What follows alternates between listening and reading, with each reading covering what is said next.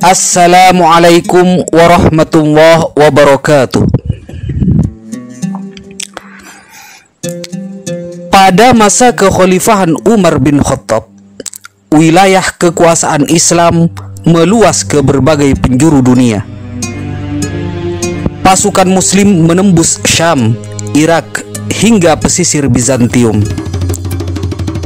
Tapi di tengah kejayaan itu, tak semua cerita berakhir dengan kemenangan. Ada juga yang tertangkap, dan di antara mereka ada satu nama yang justru menjadi legenda, yaitu Abdullah bin Hudhafah As-Sahmi. Tahun itu, Khalifah Umar bin Khattab mengirim pasukan ekspedisi ke wilayah Syam bagian utara berbatasan dengan Kekaisaran Romawi Timur. Abdullah bin Hudhafah, seorang sahabat Nabi, ikut serta dalam pasukan tersebut. Dalam peperangan tersebut terjadi pertempuran sengit antara pasukan Muslim dan pasukan Romawi. Dalam sebuah pertempuran kecil namun mematikan, Abdullah dan beberapa prajurit terjebak dalam pengepungan. Salah satu komandan Muslim berkata, "Abdullah, kita terpisah dari pasukan utama. Kita harus bertahan sampai bala bantuan tiba." Abdullah menjawab, "Bertahanlah. Jangan mundur sejengkal pun. Kita bersama Allah." Namun bala bantuan tak kunjung datang. Abdullah dan kelompoknya tertangkap dan ditawan. Mereka dibelenggu dan dibawa ke pusat kekuasaan Romawi, Konstantinopel, kota megah yang belum pernah disentuh kaki Muslim sebelumnya. Di istana Kaisar Heraklius, para penjaga memberi laporan bahwa salah satu tawanan mereka adalah orang yang aneh, menolak sujud kepada salib, tidak gentar melihat hukuman, dan berbicara seolah-olah ia lebih tinggi dari sang kaisar sendiri. Salah seorang penjaga Romawi berkata kepada kaisar, "Yang mulia, tawanan ini tidak seperti yang lainnya. Ia menatap lurus ke mata para algojo. Ia tidak meminta ampun, malah menyebut nama nabinya dengan cinta yang aneh." Sang Kaisar Heraklius penasaran dan berkata, "Bawa dia ke hadapanku. Aku ingin melihat seberapa besar iman yang katanya tak bisa dibeli itu."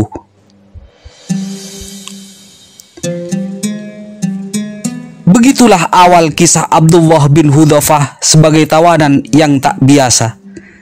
Seorang lelaki kurus, tawanan perang, namun membawa iman yang membuat kaisar dunia penasaran. Ruangan besar dipenuhi ukiran emas, pilar marmer, dan tirai ungu kebesaran. Heraklius, kaisar Romawi Timur, duduk di atas singgasananya. Penjaga membawa seorang lelaki Muslim dalam belenggu. Matanya jernih, tidak ada ketakutan sama sekali. Dalam suasana yang hening itu, Heraklius menatap tajam sembari berkata, "Kau orang Arab? Namamu Abdullah bin Hudhafah, bukan?"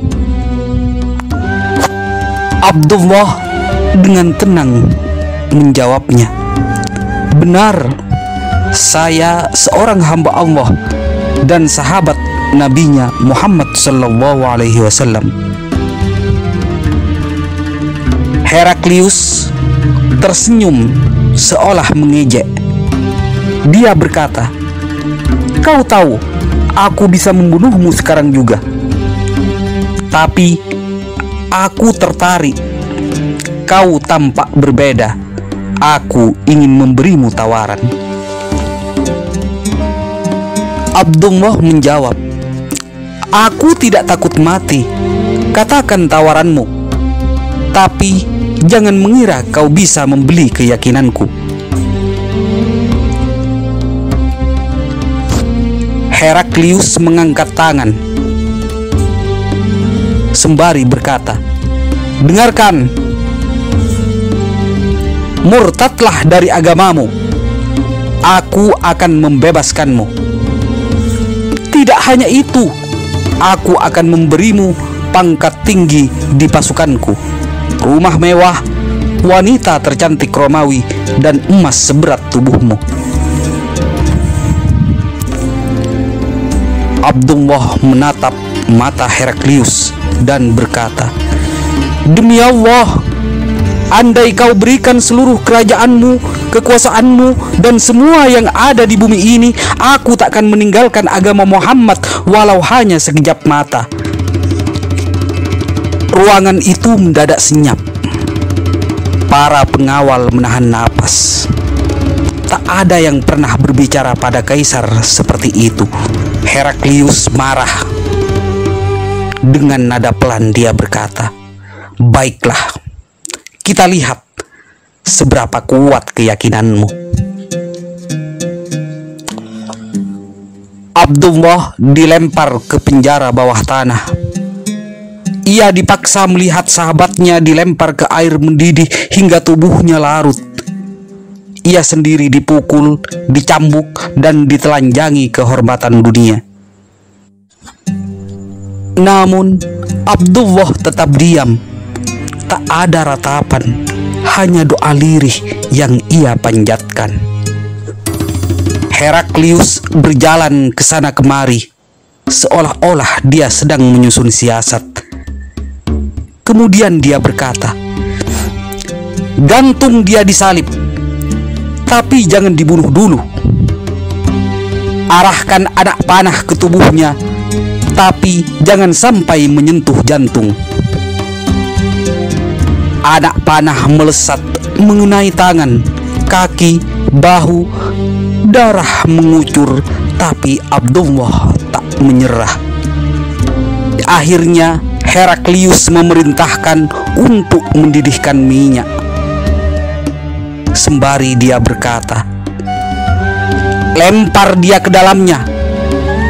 Tapi sebelum itu, lihatlah wahai Abdullah, itu sahabatmu dilempar lebih dulu."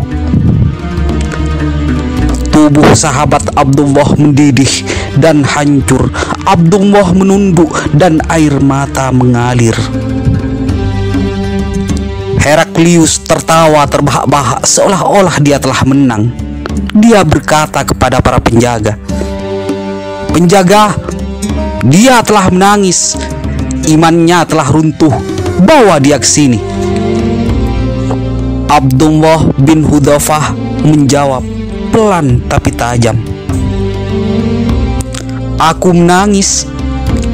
Aku menangis bukan karena aku takut mati, tapi karena aku hanya punya satu nyawa untuk dikorbankan di jalan Allah. Andaikan aku punya 1000 nyawa, aku ingin semuanya mati di jalan ini." Heraklius menyeringai putus asa. Kemudian dia berkata, "Abdullah, kau bebas, tapi dengan satu syarat." Abdullah bertanya, "Apa itu wahai kaisar?" Kemudian Kaisar Heraklius menjawabnya, "Cium kepalaku di hadapan semua orang." Abdullah berpikir sejenak, kemudian dia berkata, "Jika aku lakukan, apakah kau benar-benar akan membebaskanku dan seluruh muslim yang tertawan?" Heraklius menjawab, "Ya, kau semua akan kubebaskan." Abdullah berpikir mencium kepala kaisar adalah penghinaan, tapi membebaskan muslimin adalah tujuan mulia. Maka Abdullah mendekat, mencium kepala Kaisar Heraklius dan berkata, "Aku lakukan ini bukan untukmu, tapi untuk sahabat-sahabatku. Setelah Abdullah dibebaskan, Abdullah kembali ke Madinah bersama sahabat-sahabat tawanan lainnya. Khalifah Umar bin Khattab mendengarkan kisahnya dan berdiri penuh hormat. Khalifah Umar berkata kepada para pasukan, "Wahai sahabat-sahabatku, wajib bagi kalian semua untuk mencium kepala Abdullah bin Hudzafah, dan aku akan memulainya terlebih dahulu." Khalifah Umar bin Khattab mencium kepala Abdullah bin Hudzafah, dan pasukan bergiliran melakukan hal yang sama. Pelajaran yang dapat kita ambil dari kisah ini, keimanan bukan hanya kata-kata, tapi keberanian mempertahankan prinsip di bawah tekanan dunia adalah hal yang luar biasa.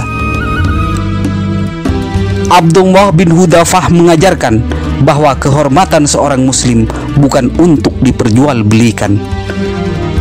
Bahkan dalam hinaan bisa ada kemenangan bila tujuannya untuk menyelamatkan umat. Akhirnya dari saya, Assalamualaikum warahmatullahi wabarakatuh.